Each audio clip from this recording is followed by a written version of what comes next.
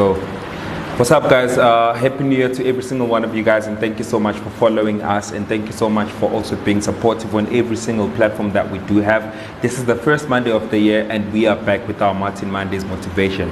So in today's episode, I basically want to bring your mind and focus onto this ideology that I do have, even as I'm starting the year, that this is actually just the beginning of the year, but the world is going on as per usual. Your life is still going on and carrying on as per usual. So the only important thing that you have to do is to basically understand that as the year starts over and as the calendar starts afresh, this is basically an opportunity for you to look back at everything that has happened on the previous calendar, and for you to also look at your plans, look at your life, look at where you are, and basically start over again. So it's not like the world is basically changing. It's just a constant reminder that even if you have failed so many times, there's still a moment and a chance for you to start over again. So as the year is starting over, I want you to basically take a step back and look at where your life is, and really try and understand that whether you have failed 100,000 times or whatever number of times that you have failed, there is always a new chance to basically start over. So as the new year is